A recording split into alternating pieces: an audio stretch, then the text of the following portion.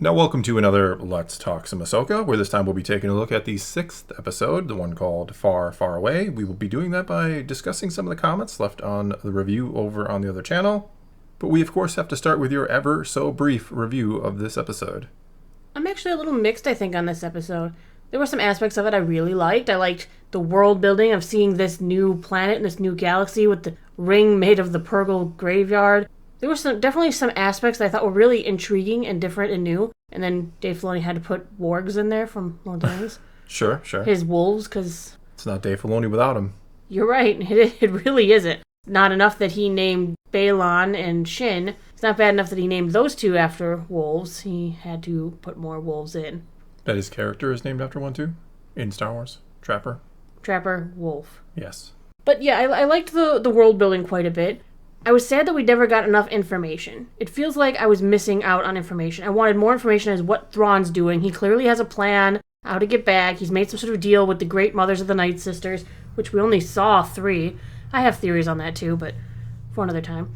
And then we don't understand what the heck Ezra's plan is or what he's been doing yet. We're missing a lot of information right now. I almost wish instead of just revealing everything, we would have slowly been led to it. Like, we would have had Sabine go on kind of an adventure on this planet and learn some things about the Night Sisters, about the galaxy. Instead, it's just like, here's Ezra, here's Thrawn, and now maybe we will explain what the hell's going on here?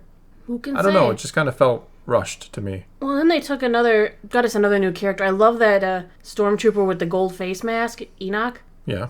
I'm just glad we got Ezra so we don't have to hear about the Enoch is Ezra theories. What's interesting is Enoch is a biblical name. It is a biblical name, yes. It comes from somebody who was down the line of Adam and Eve before, it was pre-Noah. But he was one who they never actually, like in the Bible, they list when people are born with kids they have when they die. They never list when Enoch dies because Enoch just left with God. So they were kind of implying that he didn't die, which means the undead theories could be true if they're playing around with that. We don't know. Yeah. But enough about that. We should get to the comments. Yes, let's get to the first one. Top rated from the review. Top comment from John Barn. I like that Ezra was age appropriate, being the same age as Luke and Leia. Yeah, he's like a couple days older than them. Literally, yes. Yeah. Literally. Born on Empire Day. What a great holiday. We celebrate it here every year. But no, seriously, I mean, yes. Ezra looked good. He looked like he should look at late 20s, essentially. I was concerned because of, the holograms obviously played by the same actor, so I was wondering, are we going to cut corners here?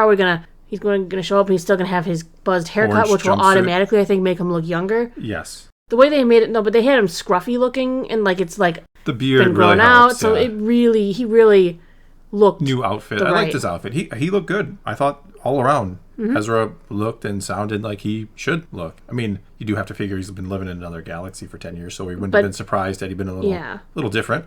I'm just sad that we got him at the very endish of the episode when obviously there's a conversation that needs to be had between him and Sabine. Well, we know that's coming. It's coming, and he's not going to be happy. Yeah, he's under the impression she somehow made her way here all on her own, and she came just to save him. And doesn't realize that this is going to bring him, not just that it's not there to bring him home, it's there to bring Thrawn home, which is the one thing he didn't want to happen. Yeah, he sacrificed himself, in a manner of speaking, to bring Thrawn to this other galaxy, and now Sabine has allowed him to come home. Yeah, she's undoing his sacrifice. What a great Jedi she is. Yeah, I can smell it on her. We'll get to that, I think. Next comment from Tony Hicks. I don't see why people are wondering how Thrawn hasn't found Ezra. I don't think Thrawn cares about Ezra and isn't even looking for him. He has a goal, and an unarmed Ezra isn't a threat to him. He's a Jedi. He's always armed. Yeah, I mean, he's summoned a whole flock of Purgil before, so to suspect or think that Thrawn would just kind of think he is no threat at all, when the first time around he surprised him with a bunch of Purgil that took him away. I think Thrawn has lost troops going after Ezra. I mean, with the whole going after Balon and Shin and only sending one squad because he doesn't have assets to waste, I think Ezra's wasted quite a number of his assets already, and he doesn't want to waste any more on him. Or do you think something else has been kind of whittling away his troops as well? Could be. I mean, for me, I think Thrawn is too smart to just be like, okay, I'm going to send a squad of stormtroopers after Ezra Bridger. You're going to lose a squad of stormtroopers. Right, and he may have in the past been like, yeah, I'm going to hunt Ezra because he maybe saw Ezra as a way home. But after connecting and making these deals he has with the Great Mothers and kind of finding his own way to get back home, why would he bother following Ezra around anymore? Why would he throw any more resources or waste anything going after Ezra when he's like, I have a plan now with the Great Mothers. We're talking to Morgan Elsbeth and my galaxy, so why would I need to keep wasting resources when I've got my own plan now how to get out? Well, for me, it's like Ezra is always going to be a threat. He's the guy who brought you here. He's the guy who beat you the first time. I don't think you just leave him out there. I think you always he's monitoring him and tracking him and probably... Well, then take him out. You have a Star Destroyer. You have TIE fighters. Don't send stormtroopers against Ezra. If you know his location, bomb the hell out of the location. I agree. That's much more Thrawn-like to me. Yeah, he's not just going to be like, oh, he's there? Well, we'll just send a squad of troopers. Send 2 squads. Send 3. No, that's Ezra. It's still a Jedi, but just because it is a Jedi doesn't mean you can't defeat him. Does he just think that Ezra is so worried about him that Ezra won't come and confront him? Well, kind of going what we just talked about with Sabine. Like, Ezra gave up everything to bring Thrawn here. So the idea that he would just sit back and be like, well, I guess Thrawn might be working on a way home. I guess I just let that happen. Did he not know Thrawn? I mean, he probably doesn't. To get home? He probably doesn't know, but he could know that he's working with the Night Sisters. He could have a... It depends on what Ezra has done in 10 years. Do you think that's what's keeping Ezra on the run, is those Night Sisters? But is he really on the run? He's like a couple miles away from... Yeah, but he's with a group that they're like, well, we have to move every X many days. We have to... but he's keeping them nomadic. Yeah, but it's Thrawn. Like, it could be just anybody. Like, it's just because it's a nomadic tribe. I like that people are like, well, that's why he can't find it, because they move every so often. Like, holy cow. No, Thrawn still knew where he was. And he can't keep track of a tribe of rock people? But if we remember, Thrawn values life. Thrawn doesn't kill people just to kill people, so it could be that he just doesn't care about Ezra. But you have to care. Here's the big problem. Ezra's guard's been up this whole time, and sending Sabine out, he'll finally lower his guard enough for Thrawn to finish him. Here's where I have an issue. There is a high probability that down the road, Thrawn will be defeated, and a big part of that defeat will be Ezra Bridger. So that means we are already laying the grounds for his defeat by him failing to destroy Ezra when he had a really good chance to do it, when he was literally stranded on a planet with nobody and no resources. Well, Disney Star Wars, how many times is Obi-Wan going to not kill Vader? Well, sure, but my point really is that we've already laid the seeds of defeat for Thrawn by not killing Ezra when he could have. Because down the road, these two are going to meet again, right? Right. And Ezra is going to eventually help get the win over him. So if you had just killed Ezra... So we're just missing some information. We're missing a lot of information. We're missing what the heck went on with those two this whole time. Why is Ezra still alive? Why does it seem like Thrawn's not hunting him? Like someone from Always Sleepy? I'm curious to see what my friends who didn't watch Rebels think about Ezra and Thrawn. Rebels viewers know how brilliant and ruthless Thrawn can be. We also have been eagerly awaiting the return of Ezra. The show alone has not done enough to make non-Rebels fans appreciate any of that. If anything, I think Baylan and Shin are the most interesting arc based solely on this show. Yeah, it's not even close. I think Baylan is first and Shin is a close second in terms of interest. They're almost tied together, of course. In a way, yeah. But Baylan has the history. I mean, I'm sure Shin has a bit of history as well. But Baylan has this really interesting history with the Jedi Order. He has this really kind of strange outlook towards them. It's like he has a reverence, yet at the same time he kind of thinks they were weak and they failed. Yet you can tell he liked the idea of it. He liked what they were trying to do. Yeah. He just didn't like the means by which they did it. And now he wants to build something new. Yeah. Something that probably has similarities to the Jedi Order, but fixes whatever flaws he perceives. Exactly. And that is already infinitely more interesting than Thrawn, who wants to go back and conquer the galaxy.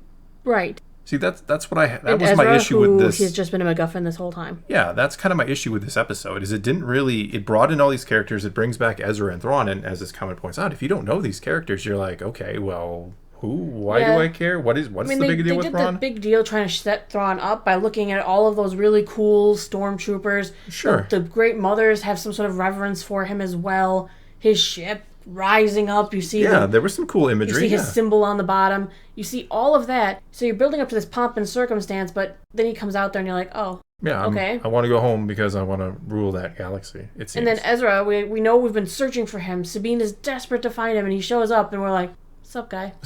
Sup, it's been a while. Let's hug it out. I actually didn't mind that. I think it would be awkward. But how is it for people who don't know their history? Good point. I don't have much of a problem with the Sabine-Ezra reunion because, again, I've met friends or seen friends, good friends that I hadn't seen in a decade, and it's a little awkward, right? Mm-hmm. It's that same person you knew all those years ago, yet so much time has gone by. So you're wondering, are they still the same person you knew, or what's changed? So it's weird, even if it is someone who is very close to, like, a family member, essentially. But no, I think Thrawn's introduction would have been far, far more interesting if when he told Sabine, like, you kind of made a mistake. You risked your whole galaxy to come and find Ezra.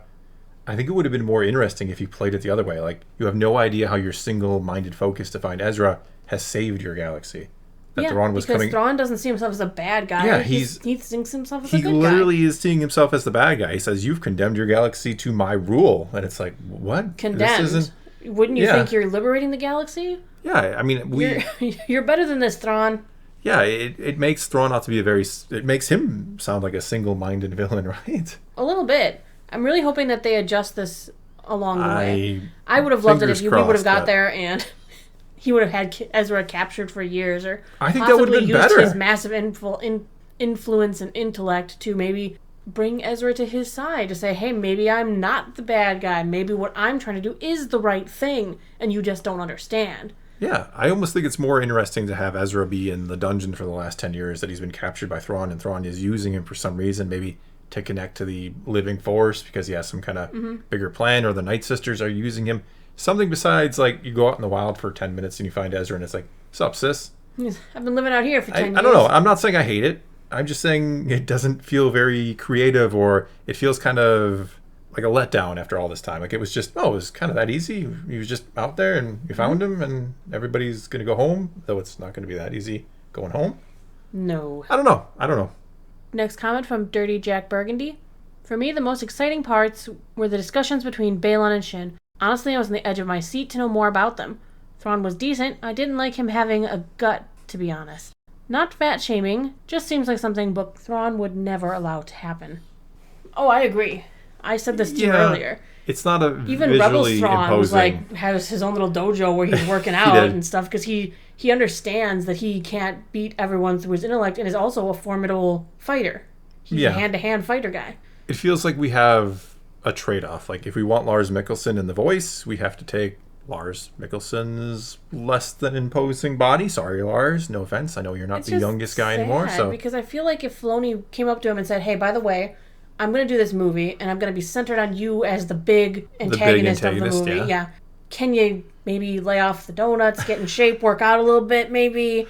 Yeah, that's kind of been assumed of actors before, that you will kind of fit the role. And look, again, I don't want to fat shame him, whatever you want to call it. Like, no, it is what it is. It is what it is. It makes him look a little less imposing, a little less Thrawn. Yeah, you want him to be. He doesn't have to be like they ripped. Could CG fix that a little, couldn't they have? I don't know. I think the uniform does him no favors either. Let's be honest. It's all puffy, and it just it doesn't help either.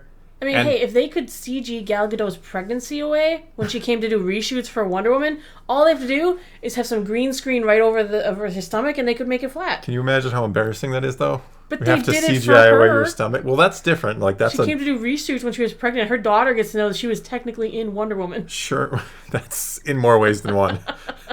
You see that scene? You were right there. You can't see you, but you were. But you were there. We were CGI'd you out.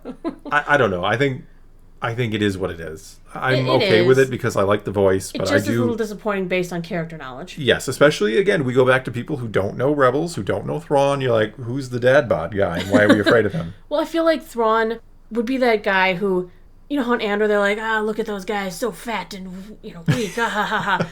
This is not the Thrawn Thrawn would ever want to be. God, I didn't even think of that. You wouldn't want Thrawn showing up in that Andor trailer. He's one of the guys drinking his coffee. Yeah, he could fit right into that scene when they're like, toasting each other and Yep. Oh, but this is not how Thrawn would have ever wanted himself seen. Thrawn is always formidable. He is always ready. Maybe they got some good food in that galaxy. Or they resorted to cannibalism and all of his troopers are dead and he's been eating pieces of them. He's been eating his troopers. Well, I don't know. Maybe it's part of the Night Sisters' plan and he will be reborn. He's going to get the green juice, the green gas, and he's going to become like Bane. He's going to jack him, You know where I'm going with this. He's going to turn into like Savage. Yeah, that's what I'm saying, but he's going to be like Bane. Going from dad bod to hot bod. Hot blue bod. But no, let's look at the first part of this comment too, like the Balin and Shin and what is going on in this galaxy. It's absolutely interesting. No, they are interesting. We kind of talked about them, but what the hell's going on in this galaxy? What is Balin hearing? What is calling out to him? Balin's definitely got something going on, and the fact that the Night Sisters are going to be town? Like, "Hey, we want to leave." Us? Sabine smells like a Jedi, but these two, they smell fine. You got room on that eye of yours to carry a couple Night Sisters? Or a whole bunch of dead Night Sisters, because that's what I feel like is in the thing. There's something in, Or hibernating. Like, it's they have one to or the spread two. their colony. Like, they know that they're not doing well throughout the galaxy. It's repopulating that galaxy, because this one has now been taken over by something. Something bad. Something that has defeated them, I think. But maybe this big bad, whatever this is, maybe this is the actual enemy that Filoni's planning for this movie. Maybe it's not Thrawn. Maybe Thrawn is running from this thing, too, and wants to go back and rally the rest of the universe against him. Maybe. Maybe by condemning the universe, maybe he meant because this thing will get out, too. Yeah, but he still wanted to go home. I know. I mean, I get what you're saying. Because he doesn't want to die here. He thinks if he goes back, he might have backup to take this down. He'll bring the whole Chiss ascendancy. Yeah, I honestly have so much more faith and hope if Thrawn had not said that about, you're bringing me back, I'm going to take over that galaxy. Because he needs to. Because he needs the galaxy's Yeah, but the way he help said it, if he had phrased it as like, you have no idea the good that you will bring about, that I'm going to save you all, because there's something else coming, and it's worse than I could have ever been. It's worse than the Empire. It's worse than the Grisk back home, apparently. Yeah, but he doesn't like Sabine. Why is he going to be nice to her? Well, he doesn't... He's going to make her feel... Because he's trying to... Maybe he's mind gaming. He just wants to make her feel bad. To feel guilty. Maybe. Maybe that makes her more desperate to find Ezra and be like, we can stop him and lure them right into a trap. I don't know. I mean, he's playing 4D chess. Maybe that line was on purpose to rile her up. I don't think so, but I'd like to believe that. Then I really would. Okay, let's believe you're that. right. I believe it. Okay, yeah, he said that on purpose. He said it on purpose to rile her up because they used to be on opposite sides. All right, perfect. Let's move on. I fixed you. You fixed me, kinda. Next comment from King X Kishi. I also feel like Ezra was too calm about Sabine finding him, like he didn't understand everything it took to find him, especially for the amount of time he was on that planet for. Yeah, like I said before, I kind of like the awkwardness of it. I thought it was good. I know I've seen people who thought that just wasn't done right. I do think that he would have been full of questions, and despite Sabine being like, hey, don't ask me, he would have been like, no, seriously, how did you get to another galaxy? I think he will, but I think he's also preoccupied because these little guys and him gotta move. Well, for sure, reasons. But while you're packing that up over there, why don't you tell me a story about how you got to another galaxy? He wants the story. I can feel like he wants the story, and he wants to know, but he's even like, hey, help us pack things up here. Well, sure. Because whatever's going on, they have to move. And I don't think it's just because there are raiders. Maybe whatever this big bad is, that was looming, whatever it is, maybe that's one of the reasons they got to keep mobile. I don't know. I think it's... I get you, but I think it's the raiders. I think it's the... It's the raiders or Thrawn or the Night Sisters. It's some combination of them. Yeah, there are threats about, and you keep on the move. I'm fine with that. I just don't think, like, moving from place to place is, like, befuddling Thrawn, where he's like, oh, where did they go? He was calm, but maybe he just wanted to look cool in front of Sabine because he always wanted to look cool in front of Sabine. Yeah. He didn't ever want to look like the overexcited, overeager, kid that he was back then. So she shows up and he's like, hey, sis. Hey, sis, what's up? Took you long enough. No, he gets to come off as the cool guy. He looks cool guy. He looks good. Yeah, that's impressive. Yeah, I'm okay with him being calm, because he's not going to be calm once he finds out. No, he's going to be pissed. that Thrawn's ride came to get him, and she just, like, a stowaway. She gave him the directions. Yeah, he's going to be angry. He's going to be angry. He should be angry. He should be angry, because that's, again, what he sacrificed for, is to stop Thrawn, and Sabine just undid it, and cost him 10 years. Because she was being selfish. Very Jedi-like of her, even though she smells of Jedi. She smells of Jedi, that one. That's because she's wearing Ahsoka's socks. They were cute socks. They were. They went with her armor. She liked Ahsoka's cute little split-toe socks. She's like, I'm going to try these. Doesn't realize they don't fit in her boots quite so well. No. Yeah, we figured that one out, too. I'm going to believe that as well. That's why the Night Sisters spelled Jedi on her, because they smelled... Blood reeks of Jedi. Like old sock Jedi. Does Jedi smell like sock? This one does. So we know what Jedi smells like. It smells like sock. To a Night Sister, it does. I don't know. I think we're getting a little off topic. Let's try to find one more here, and then we will wrap this up. Last comment is going to be from Epic Adrian 3D. The history Hu Yang is talking about is the history of the Purgle, specifically when Ahsoka asks, which we now know the Purgle are connected to the other galaxy. I am not sure about that one. I think the Purgle may be a part of the history of the galaxy. I just find it very, very curious that we have Baylan talking about the beginning or whatever is in this galaxy, and then his story about the history of the galaxy says a long time ago in another galaxy. Which, yes, is kind of an Easter egg, right? But is there something there? I saw a lot of interesting comments about Hu Yang talking about the history of the galaxy, parts 1, 2, and 3. Yeah. relating to the trilogies, yes. the 3 different trilogies. And I was like, well, Ahsoka would never hear part 3 then because that hasn't happened yet. It hasn't happened yet, yes. So no, he's talking about some sort of chronicles he's written up going over certain time periods. Yeah. Such as perhaps the dawn of the Jedi, the Old Republic, and the High Republic. Could be.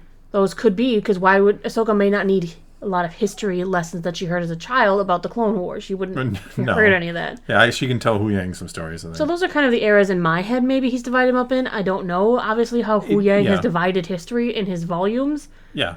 I do believe the Purrgil would be a part of history because he talks about how the Jedi used to try and track them. Yeah. Not to mention we know the Purrgils are also where the foundation of hyperspace travel comes from. Yes, they are important. Which would be a big part of their history, especially when the Jedi went to expand. As well as the Republic expanding out across the stars. Yeah, well, Baylan talks about these old stories that they used to tell from this other galaxy that were kind of like myths, and who knows if they're real or not, and if they are, like, something big is over here. So I have a feeling that it's not really... I mean, maybe it's supposed to just be a fun Easter egg, but I kind of get the impression that there's something historic that happened in this other galaxy that has a big part to play in the Star Wars galaxy, beyond Purrgil. That something has rippled across. Yes. What if it was something crazy, like what if they somehow during High Republic era banished the Nameless Ones and the Levelers over there or something weird? Sure. Those would be something crazy to see, but it's not enough Jedi to fight with them anymore. No, but we have like Clone Wars where we saw like the planet where like life in the galaxy started. So does this planet actually originate over there? I don't know. It's really interesting because whatever Baylan's story is that he knows is the story he's heard, Hu Yang would know. Yeah, Hu Yang probably told him back in the day. Right. That's probably the same story that Ahsoka just heard. I would like it if we would hear Hu Yang tell us a story that took place a long time ago. See, now you're far away. You're touching base with what I had wrong with the episode. It didn't really want to explain everything. It's like, here are these characters. We're alluding to these things instead of just like bringing you along for the ride and letting you figure it out through what these guys are talking about. It's like Baylan saying, well, there's these stories, and if they're true, well, why don't we get that story? Why don't we get that story instead of... Why can't you just kind of explain it to us as we go instead of like dangling it in front of us the whole time? I don't know. Well, I guess that's going to be all we got for this time. Now it's your turn. Take to the comments below and tell us what you think about this episode or what we had to say about it or what any of these comments had to say about it. And let's talk some Star Wars. And until next time, thanks for watching.